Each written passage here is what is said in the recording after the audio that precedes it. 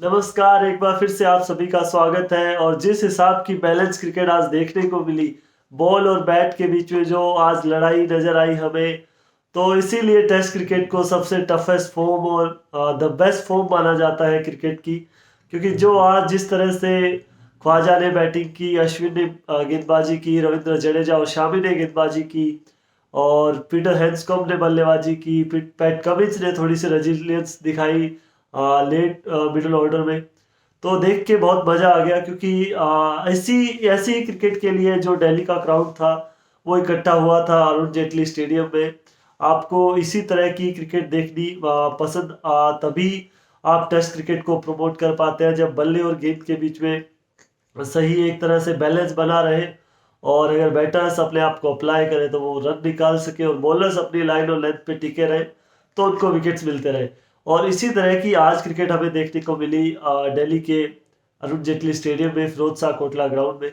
और जो कि खूबसूरत था। आप चाहे सुबह से लेके पहले सेशन में ले लीजिए, चाहे सेकंड सेशन में ले लीजिए, आप ऐसा नहीं बिल्कुल भी हो रहा था कि जिसको बोलते हैं ना बोरिंग क्रिकेट। आप एक बॉल के लिए भी या एक ओवर के लिए अपनी नज़र टीवी स्क्रीन से हटा नहीं सकते थे। इस तरह की खूबसूरत क्रिकेट आज खेली गई। और कोई भी ऐसा नहीं लग रहा था कि हाँ अभी ऑस्ट्रेलिया डोमिनेट करने वाला है तो इंडिया को एक दो विकेट मिल जाती। तब लग रहा था कि ऑस्ट्रेलिया इंडिया गेम में आगे भाग रहा है विकेट लेके, तो वहीं पे ऑस्ट्रेलिया एक अच्छी पार्टनरशिप लगा देती। तो इस तरह का गेम आज देखने को मिला है। और कई मुकाम आज हासिल हुए, उसके बारे में थोड़ी बात कर लेते हैं। और तो चेतेश्वर पुजारा, जिसके बारे में तो हम लास्ट वीडियो में बहुत सारी बातें कर चुके हैं, आज उनको 100वां टेस्ट मैच मिला, खेलने को मिल चुका। खेल रहे हो आज से अपना 100वां टेस्ट मैच। और सुनील गावस्कर ने उन्होंने वो 100 टेस्ट मैच में वो मोमेंटो दिया, और उनको और उनकी परिवार को बधाई दी, बहुत बहुत शुभकामनाएं उन्होंने दी। और राहुल द्रविड़ हो जाए चाहे रोहित शर्मा हो जाए, सबने यही बोला है कि जिस तरह की ग्रिट और डिटर्मिनेशन चाहिए 100 टेस्ट मैच खेलने के लिए, ये कोई आसान मुकाम तो है नहीं। और आपको इतने लंबे करियर में राहुल द्रविड़ ने तो ये भी बोला है कि इट्स इम्पॉसिबल कि आप इतना लंबा करियर खेल रहे हो, 100 टेस्ट मैच खेल रहे हो, और आपकी क्रिकेट में आपकी लाइफ में अप्स एंड डाउन्स नहीं आए। तो ये तो हो नहीं सकता। बट जिस तरह से चेतेश्वर पुजारा ने उन सबको संभाला है, उन सबसे निपटा है, उसके बाद ऊपर निखर के आए हैं, उभर के आए, तो वो बेहद सराहनीय है, ऐसा सब लोगों ने बोला है। तो ये तो हो गया चेतेश्वर पुजारा का आज 100 टेस्ट मैच। उसके बाद रविचंद्रन अश्विन तो हर मैच में जैसे जैसे ही वो टेस्ट क्रिकेट खेलने उतरते हैं ना, तो एक नया मुकाम, एक नए रिकॉर्ड की तरफ वो कदम रखते रखते हैं। आज उन्होंने ऑस्ट्रेलिया के अगेंस्ट दूसरे ऐसे गेंदबाज बने जिन्होंने 100 विकेट हासिल किए टेस्ट क्रिकेट में। अनिल कुंबले के 111 विकेट है, कपिल देव, ग्रेट कपिल देव की 99 विकेट है, 99। और रविचंद्रन अश्विन ने आज 100वां विकेट हासिल किया ऑस्ट्रेलिया के अगेंस्ट। और वो दूसरे ऐसे भारतीय गेंदबाज बन के 100 विकेट हासिल करने वाले। और उसके बाद रविंद्र जडेजा, वो भी किसी से पीछे रहने वाले नहीं। और जब बात अश्विन की आ जाए तो बिल्कुल नेक टू नेक चलते हैं उनके। आज उन्होंने टेस्ट क्रिकेट में 250 विकेट हासिल किए, और 250 विकेट पूरे कर लिए। और एक जो स्पेशल क्लब है ऑलराउंडर्स का, 2500 रन और 2500 रन और 250 विकेट वो हासिल करने वाले एक और नए प्लेयर उस लिस्ट में शामिल हो गए हैं, वो है रविंद्र जडेजा। तो ये सब आज के रिकॉर्ड्स थे। उसके अलावा आज के दिन पे आने की बात करें, उस्मान ख्वाजा की बात करें, पीटर हैंड्सकॉम्ब की बात करें, मोहम्मद शामी ने जिस हिसाब की गेंदबाजी आज की, मोहम्मद सिराज ने हालांकि उनको विकेट नहीं मिला, बट जिस हिसाब का उन्होंने वो पहला स्पेल डाला, और पूरा जोर जान लगा के जिस हिसाब से बाउंसर वो डाल रहे थे, अपना बैक का एफर्ट लगा के। उससे बात करने से पहले हम तो पहले आ जाते हैं प्लेइंग 11 पे, टॉस पे आ जाते हैं। और उससे पहले मैं स्कोर लाइन बता देता हूँ आपको कि ऑस्ट्रेलिया ने आज बनाए, पहले टॉस जीत के उन्होंने बैटिंग करने का डिसीजन लिया, और उन्होंने बनाए 263, 263 रन पे ऑल आउट हो गए। उन्होंने ओवर्स खेले 78.4 ओवर्स। और उसके बाद जब स्टंप्स का समय हुआ, उस टाइम तक इंडिया ने 9 ओवर्स खेल लिए थे, और 21 रन बनाए उन्होंने। तो ये तो आज का जो स्कोर कार्ड है वो बता रहा हूँ मैं। और अभी चल लेते हैं हम सीधा सुबह के टाइम पे।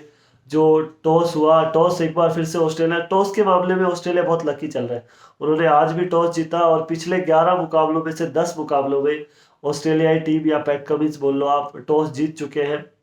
और फिर से अच्छी बात रही कि टॉस जीत के तो बैटिंग करनी थी, तो हम बात कर ही रहे थे। बट यहाँ पे भी फुल सरप्राइज।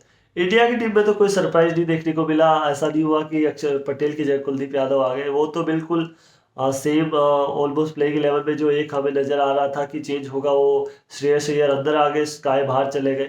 तो इंडिया की तरफ से तो यहाँ पे कोई सरप्राइज पैकेज हमें देखने को नहीं मिला। बट ऑस्ट्रेलियन की तरफ से तो भैया फिर से एक सरप्राइज बॉम्ब जो है वो फूटा। सब यही कयास लगा रहे थे कि मैं भी यही बोल रहा था कि मिचेल स्टार्क तो नहीं खेलेंगे, ये तो कंफर्म था। बट ऐसा नहीं लग रहा था कि ऑस्ट्रेलिया एक पेस ऑप्शन के साथ चला जाएगा, वो कैमरून ग्रीन को भी बाहर बैठा देंगे। उन्होंने मैट रेंशो की जगह सीधा स्वॉप कर लिया, ट्रेविस हेड को अंदर ले आए और पीटर हैंड्सकॉम्ब के साथ बने रहे, वो टिके रहे, जो कि अंत में अच्छा डिसीजन भी साबित हुआ पहली पारी के बाद। बट वहां पे एक और जो चौंकाने वाला सबसे बड़ा डिसीजन था वो था कि मैथ्यू कुनेमन को पहले प्रेफर किया गया एस्टन एगार से, जो कि मुझे ऐसा मैंने कल के प्रीव्यू में तो यही बताया था कि एस्टन एगार खेलेंगे, और भाई खेलने भी चाहिए। आप जब इतने लंबे समय से टीम के साथ बने हुए हो और आप एज ए एक्सपीरियंस भी आपको देखा जाए तो आपको एक्सपीरियंस ज़्यादा है जो न्यू कमर आया है। बट यहाँ पे ऑस्ट्रेलिया में भी ये सोच के चला गया कि नए स्पिनर है, इंडिया ने ज़्यादातर देखा नहीं है, इन्होंने टीम मैनेजमेंट को काफ़ी वर्क करना पड़ेगा, एक अच्छा सरप्राइज देते हैं इंडियन बैटिंग अटैक को।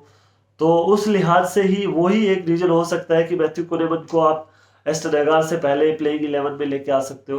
तो वो एक बड़ा सरप्राइज था मैथ्यू कुनेमन को एस्टन एगार से पहले। और एस्टन एगार की मैं यहाँ बात करना चाहूँगा यार, थोड़ा सा डिसअपॉइंटेड अपॉइंटमेंट होती है आपको एज ए प्लेयर की मैं टीम के साथ पहले से ट्रैवल कर रहा हूँ, मेरा नंबर पहले आना चाहिए। अगर टीम में कुछ लेफ्ट आर्म स्पिनर की जगह बनती है तो मुझे पहले प्रेफरेंस दी जानी चाहिए। बट ऐसा आजकल के क्रिकेट में होता नहीं है, सब team he out of the box thinking रखते हैं, और ऐसे सरप्राइज हमें आजकल नॉर्मली देखने को मिलने लगे हैं। तो वही हुआ, मैथ्यू कुनेमन उधर से आया। बट उससे भी बड़ा सरप्राइज कि यार मुझे नहीं याद कि कब ऑस्ट्रेलिया एक पेस बॉलर के साथ टेस्ट मैच में प्लेइंग 11 में गया है आज तक। या तो कोई ऑलराउंडर हो या दूसरा पेस ऑप्शन हो, मीडियम पेस ऑप्शन हो, तब तो फिर भी समझ आता है। आज पैट कमिंस ने बोला भैया अकेला मैं ही पेस का जो जितना भी भार है वो मैं संभालूंगा, बाकी सब हमें ऑप्शन रखने हैं, स्पिनिंग ऑप्शन, वहाँ पे वैरायटीज लेके आए हैं वो। बट उसके अलावा पेस ऑप्शन एक ही, तो ये भी सबसे बड़ा सरप्राइज था। अब आ जाते हैं कि ऑस्ट्रेलिया बैटिंग करने आ गया और नई बॉल से मोहम्मद शामी, मोहम्मद सिराज दोनों ने अच्छा टेस्ट किया। और ख्वाजा तो आज अच्छे दिख रहे थे, ख्वाजा अपनी लय में नजर आ रहे थे कि हाँ जो फॉर्म लगी हुई है उनकी उसका फायदा आज उठाते हुए वो नजर आ रहे थे, अच्छे निक में थे, पैड पे अच्छा खेल रहे थे, ऑन द लेग साइड और थर्ड मैन पे भी अच्छा खेल रहे थे। उसके अलावा उस डेविड वार्नर ने पार्टनरशिप जरूर की, एक 50 रन की साझेदारी की उस्मान ख्वाजा के साथ। बट कुछ खास अच्छे नजर आ नहीं रहे थे वो, वही उनका फ्रंट फुट निकल नहीं रहा था। एक चौका जरूर लगाया उन्होंने through the covers front foot निकाल के, बट उसके अलावा बाउंसर्स भी सही जज नहीं हो रही थी, वहां पे भी कंफर्टेबल नहीं नजर आ रहे थे। और तारीफ करनी होगी शामी और सिराज की, जिस तरह से उन्होंने उनको फंसाए रखा। और अश्विन के अगेंस्ट भी कुछ डरे हुए सहमे हुए ही नजर आ रहे थे। तो मुझे ऐसा लगता है कि ये डेविड वार्नर की इंडिया में इस सीरीज में ये लास्ट मैच हो सकता है। अगर उन्होंने नेक्स्ट पारी में कुछ अच्छा नहीं किया, कुछ आउट ऑफ द बॉक्स जाके अच्छी पारी नहीं खेली, तो मुझे ऐसा लगता है कि नेक्स्ट मैच में ऑस्ट्रेलिया में भी यहाँ पे चेंज करने की तरफ देखे और वो मैथ्यू कैमरून ग्रीन को ले आए इनकी जगह। ओपन ओपन कॉम्बिनेशन में भी चेंज हो सकता है। बट यहाँ पे मेरे को इतना इतना जरूर लग रहा है कि डेविड वार्नर को जल्द से जल्द कुछ करना पड़ेगा, सुधार अपनी बैटिंग में, और अभी टाइम नहीं है उनके पास। तो वो शिकार हो गए मोहम्मद शामी का, एक अच्छी बॉल हुई, निक हुए, कॉट बिहाइंड हो गए, केएस भरत ने अच्छा कैच पकड़ा। उसके बाद मार्नस लेबुशेन आए और आते ही अटैकिंग शॉट्स खेले, अश्विन को क्यों अटैक किया। दूसरे छोर से जैसे ही स्पिन अटैक आ गया पूरा, तो उस्मान ख्वाजा ने भी रिवर्स स्वीप खेलने स्टार्ट हो गए, कन्वेंशनल स्वीप उन्होंने लगाने स्टार्ट कर दिए। तो बिल्कुल, और ओवर द मिड ऑफ एक 6 लगाया रविचंद्रन अश्विन को। तो आज ऑस्ट्रेलिया एक अलग लय में नजर आ रहा था, जो पिछले मैच में गलतियां की थी वो आज नहीं करना चाहते थे वो। और पहले ही बॉलर्स को खास करके जडेजा और अश्विन हो जाए उनको अंडर प्रेशर डालना उन्होंने स्टार्ट कर दिया था। जैसे ही ओवर स्टार्ट होता या तो एक स्टेप आउट करके एक डाउन द ग्राउंड शॉट खेल रहे थे, या रिवर्स स्वीप और स्वीप या लेफ्ट स्वीप का वो सारा ले रहे थे। बट आज बैटिंग अच्छी देखने को मिल रही थी। पिच हालांकि नागपुर जितनी खतरनाक ये पिच नहीं नजर आई अभी तक पहले दिन का खेल अगर देखा जाए। थोड़ा सा उससे स्लो टर्न है, लो बाउंस है, बाउंस भी थोड़ा लो है, टर्न भी थोड़ा स्लो है, बट टर्न है जरूर, ये तो हमें दिखा कि टर्न तो है। और बट नागपुर की पिच को अगर देखा जाए, उसको ध्यान में नजर में रखा जाए, तो उससे थोड़ा सा लो बाउंस था, स्लो बाउंस था और स्लो टर्न था। ये आज की जो टिपिकल फिरोज शाह कोटला की या अरुण जेटली स्टेडियम आप बोल लीजिए उसकी पिच होती है, वो ऐसी होती है, थोड़ा लो बाउंस रहता है, मैंने पहले भी बताया था, थोड़ा स्लो टर्न रहता है, बट टर्न होता जरूर है और वही हुआ जरूर टर्न। उसके बाद आया ऐश का मैजिकल जो मूवमेंट आता है, आज हर मैच में वो करते हैं ऐसी। और आज बट उनको उन्होंने दो बड़े बैट्समैन आईसीसी टेस्ट रैंकिंग्स में नंबर 1 नंबर 2 दोनों को एक ओवर में 3 गेंदों के अंदर अंदर चलता किया। अच्छी पार्टनरशिप लगी हुई थी, ऐसा लग रहा था कि ऑस्ट्रेलिया गेम में ज़्यादा आगे भाग जाएगा, बट वहाँ पे अश्विन आते हैं और अपना चमत्कार वो दिखाते हैं। 91 पे एक आउट था वहाँ पे, अश्विन ने एक लाबुशेन को एक अच्छी राउंड द विकेट आके गेंद पड़ी अंदर की तरफ आई, अंपायर ने नोट आउट दिया, इंडिया ने रिव्यू लिया, अच्छा रिव्यू लिया और लाबुशेन उधर आउट हो गए। और अगली गेंद पे एक बॉल डॉट खेलते हैं, अगली बॉल पे कॉट बिहाइंड हो जाते हैं, राउंड द विकेट वही एंगल के साथ स्पिन के लिए खेलते हैं स्टीव स्मिथ, और बट बॉल रहती है एंगल के साथ सीधी निकल जाती है और एज लग के सीधा केएस भरत के हाथों में। अच्छा लो कैच लिया केएस भरत ने वहाँ पे, कीपिंग अच्छी कर रहे हैं केएस भरत, ये तो बोलना पड़ेगा। और उसके बाद लंच का टाइम हो गया, उस्मान ख्वाजा को भी एक बार अंपायर ने आउट दिया, बट वहाँ पे वो रिव्यू लिया उन्होंने और बाल बाल बचते हैं आज उस्मान ख्वाजा, बिल्कुल जो हम बोलते हैं ना बाल बाल बचे वैसे ही बचे। जो पिचिंग हुई वो जस्ट आउटसाइड लेग हुई और इतना ही, एक बाल जितनी ही दूरी थी अंपायर्स कॉल में और आउटसाइड लेग में, और तो वो उनको वहाँ पे ग्रीन सिग्नल मिला, वो क्रीज पे टिके रहे। उसके बाद लंच हुआ, लंच के बाद आते ही ट्रेविस हेड एक पास की बॉल को मोहम्मद शमी को कट लगाने गए और वहाँ पे केएल राहुल के हाथों में थर्ड और फोर्थ स्लिप या सेकंड या फोर्थ स्लिप के बीच में वो खड़े थे और अच्छा कॉर्नर सेट किया हुआ था रोहित शर्मा ने, वहाँ पे वो आउट हुए और मोहम्मद शमी को अपनी दूसरी सफलता मिली। इसके बाद आ जाते हैं पीटर हेड्सकॉम, और वहाँ पे गेम थोड़ा सा ऐसा हो जाता है कि ऑस्ट्रेलिया गेम में आगे भागने लगता है। पीटर हेड्सकॉम ने आते ही थोड़ा टाइम लिया, उसके बाद जडेजा को through the point through the cover अच्छे शॉट्स लगाए। उस्मान ख्वाजा तो दूसरी तरफ से अटैकिंग मोड में थे ही बिल्कुल, वो reverse sweep sweep left sweep इन पे ही चल रहे थे पूरे टाइम, ऑफ स्पिन या लेफ्ट आर्म स्पिन के अगेंस्ट। बट वहाँ पे जो बोलते हैं ना कि जब गेंदबाज थोड़ा सा हावी कम हो जाए गेम में, बल्लेबाज उनके ऊपर ज़्यादा हावी हो जाए, तब फील्डर्स ऐसा आपका एस्पेक्ट बचता है इस गेम में जो कि आपको गेम में ऊपर लेके आ सकता है। और वही हुआ आज, आपको ऐसी छोटी छोटी मूवमेंट्स ही होती है जो गेम पलट देती है।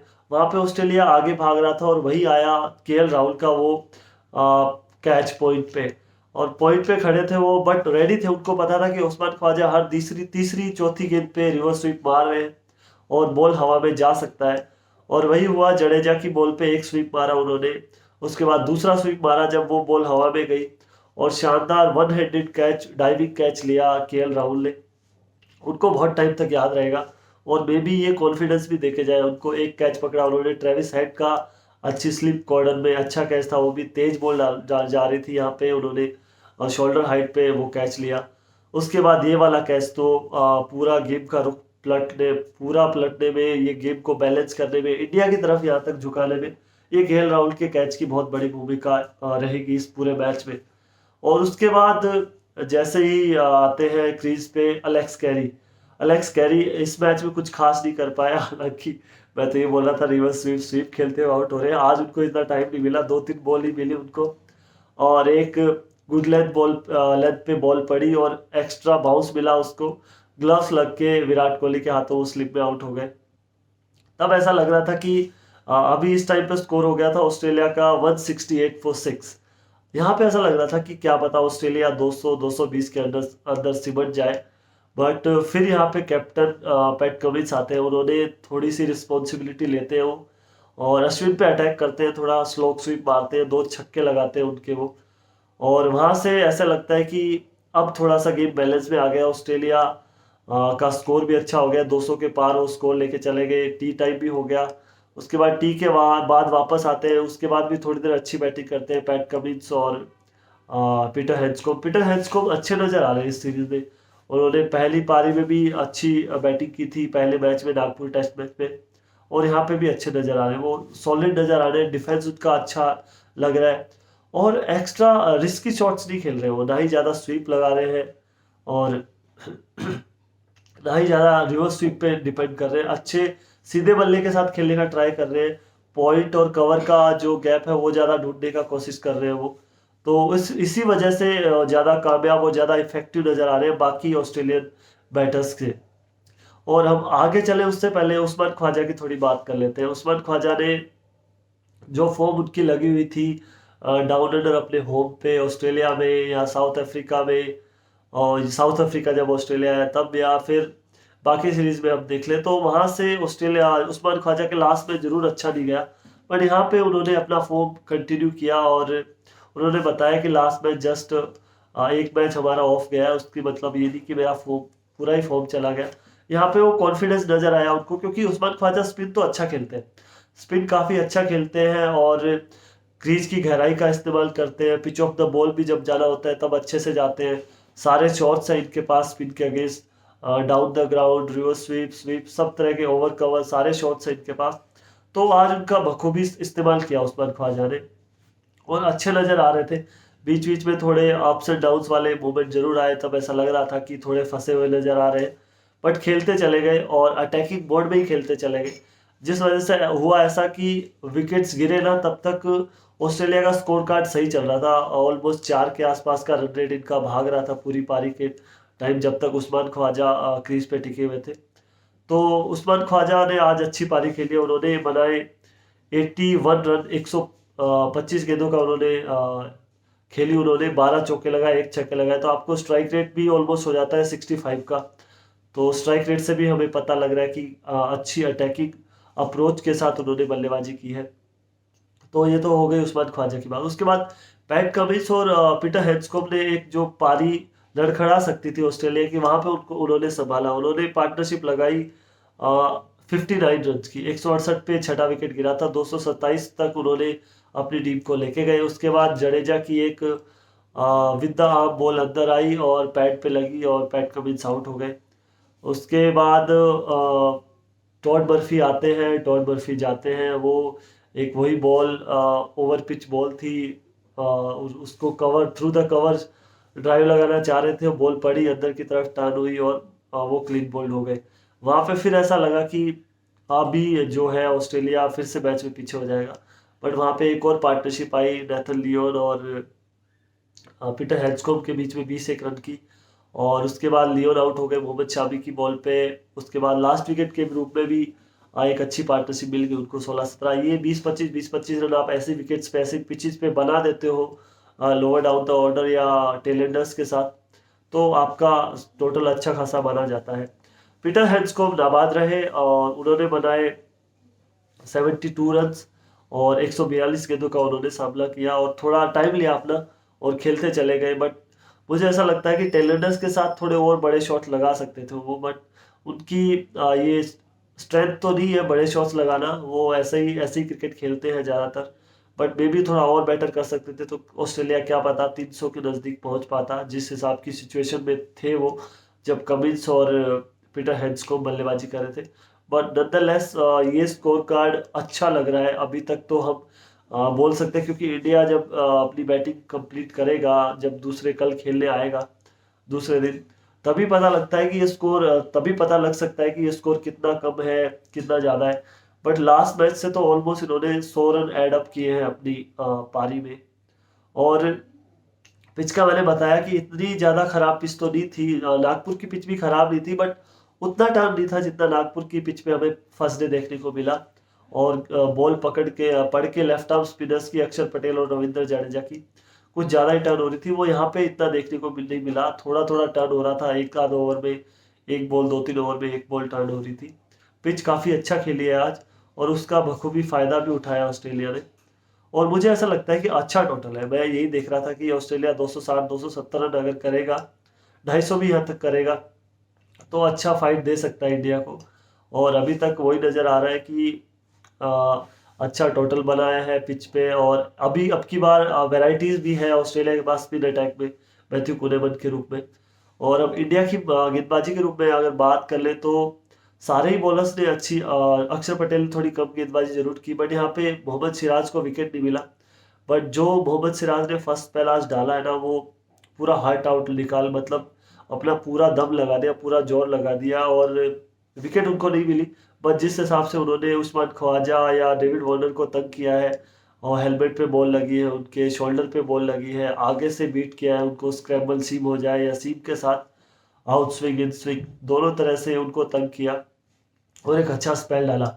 उसके अलावा बात करें मोहम्मद शमी की, तो ये तो निखरते ही जा रहे हैं टेस्ट क्रिकेट में। मतलब जब जब इंडियन पिचेस में हमें ऐसा लगता है कि ओपोनेंट को ऐसा लगता है कि स्पिनर्स गेम चलाएंगे, स्पिनर्स को हो हमें टैकल करना है, वहां पे मोहम्मद शमी आते हैं और बीच बीच में एक दो क्रूशियल विकेट जब चाहिए होता है हमें, तब निकाल के देते हैं। जब पहले विकेट के लिए पार्टनरशिप लगा हुआ था, वापस आते हैं मोहम्मद शमी दूसरे स्पेल में, वहां पे डेविड वार्नर को वो चलता करते हैं।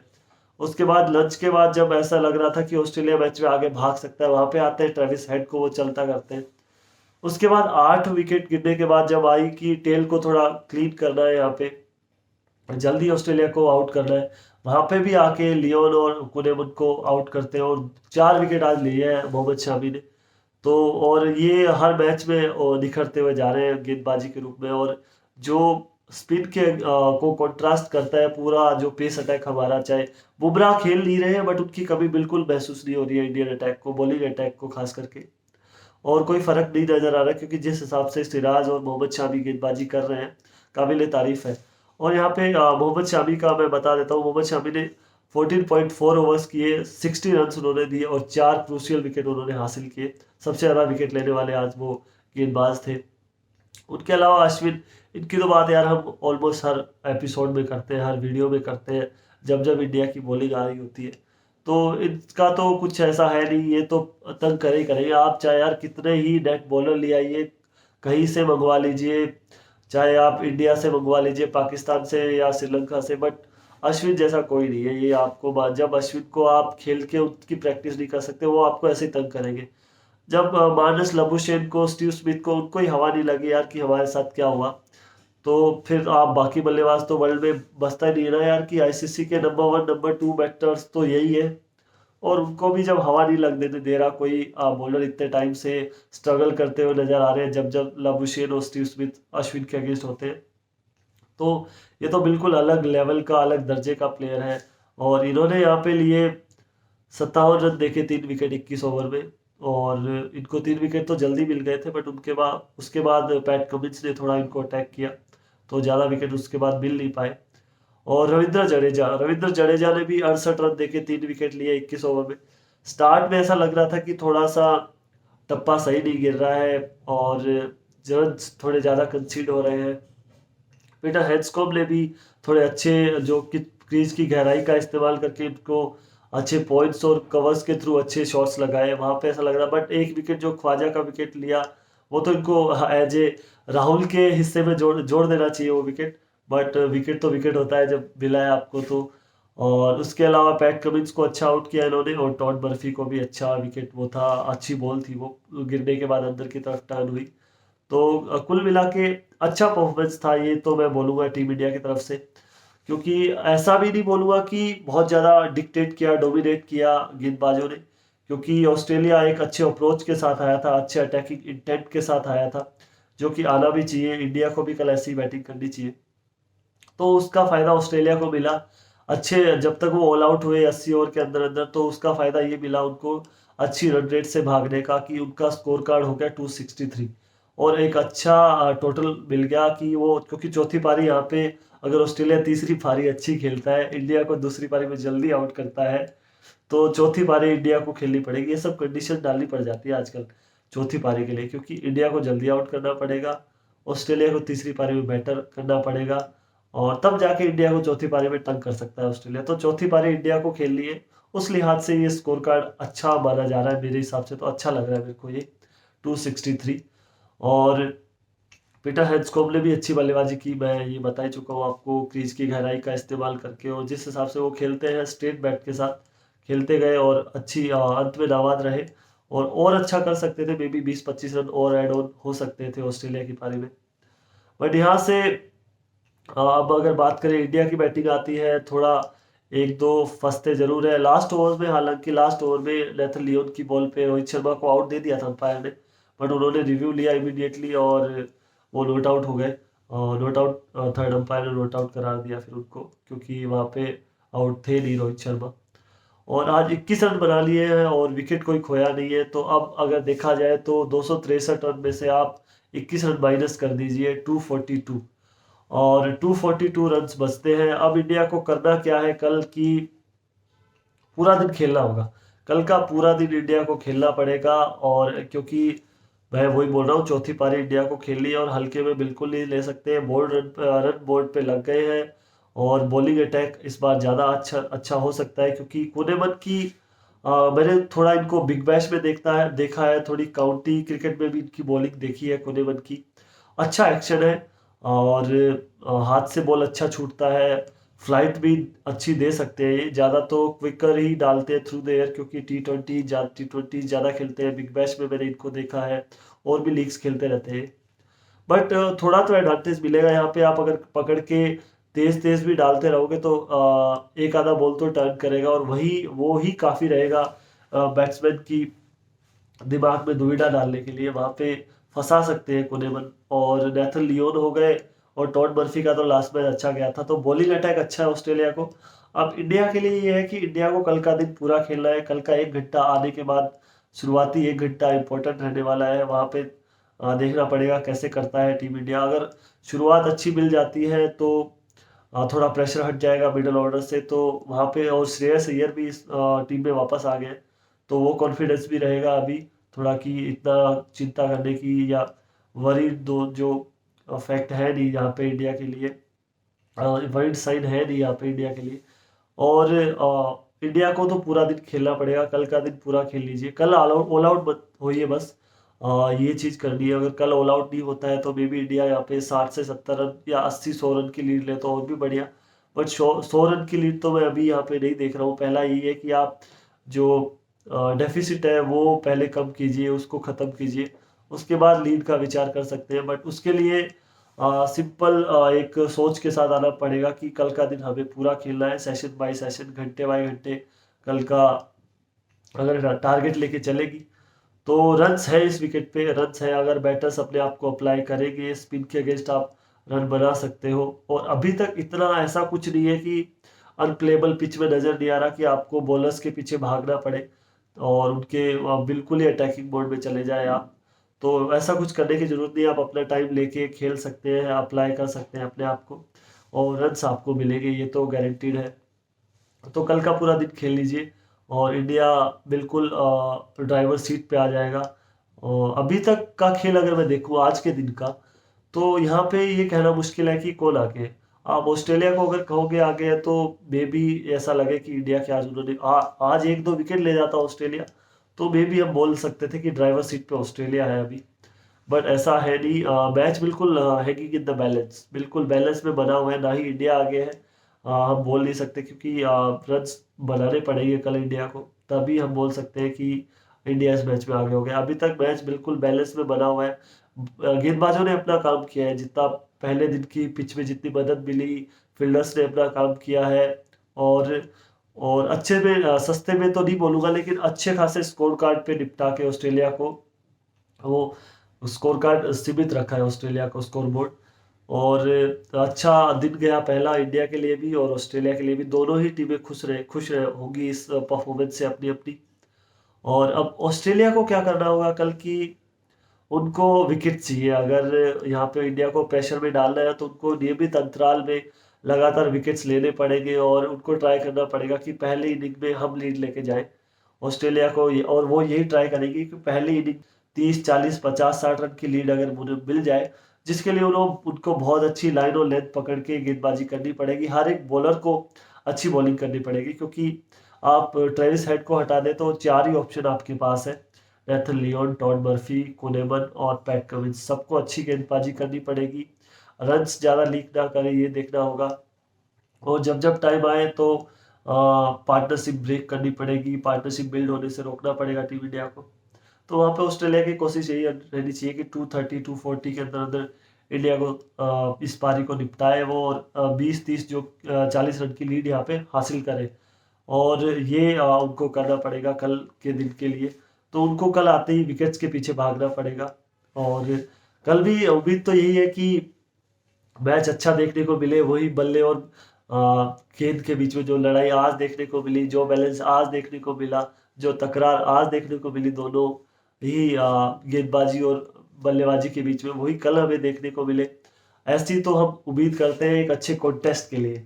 But as a Indian fan, as a Indian cricket fan, हमें तो यही उम्मीद रहेगी कि इंडियन बल्लेबाजी कल अच्छा करे और कम से कम विकेट हम गंवाएं, अच्छी खासी लीड कल हासिल करें वो ऑस्ट्रेलिया पे। तो यही हमारी उम्मीद रहेगी as a Indian cricket fan. और बाकी हमें अगर अच्छी कॉम्पिटिटिव क्रिकेट हमें देखनी है तो हम उम्मीद करते हैं कि आज के दिन जैसा रहा वैसी क्रिकेट कल चलनी चाहिए। बट मैं कल की प्रेडिक्शन दे देता हूँ कि मेरे हिसाब से कल इंडिया ऑल आउट नहीं होगा। कल का पूरा दिन इंडिया खेल जाएगा आराम से और ऑल आउट नहीं रहेगा, और दिन की समाप्ति से पहले पहले इंडिया कुछ अच्छी खासी लीड भी ले चुका होगा 20-30-40 रन की। और कल का दिन अगर आज जो हम बोल रहे हैं कि आज मैच बिल्कुल बैलेंस में बना हुआ है, कल हम ये बात नहीं बोल रहे होंगे। कल मेरे हिसाब से हम यही बोलेंगे कि कल का दिन खत्म होगा, कल के दिन का खेल खत्म होगा, तो हम ये बोलेंगे कि इंडिया इस मैच में हम आगे जा चुका है और तीसरे दिन के खेल के लिए इंडिया ही ड्राइवर सीट पे रहेगा। तो आज के लिए इतना ही है और मिलते हैं आपसे कल के जो मैच का रिव्यू करेंगे, दूसरे दिन का और तीसरे दिन का प्रीव्यू करेंगे। उस वीडियो में आपसे मुलाकात होगी। जुड़ने के लिए बहुत बहुत धन्यवाद। अगर आपको वीडियो पसंद आई हो तो लाइक ज़रूर कर दीजिएगा, और चैनल पे अगर पहली बार आ रहे हैं और हमारे एनालिसिस आपको पसंद आ रहे हैं तो चैनल को सब्सक्राइब कर लीजिएगा। और मिलते हैं आपसे नेक्स्ट वीडियो में, तब तक के लिए बहुत बहुत धन्यवाद। Thank you so much.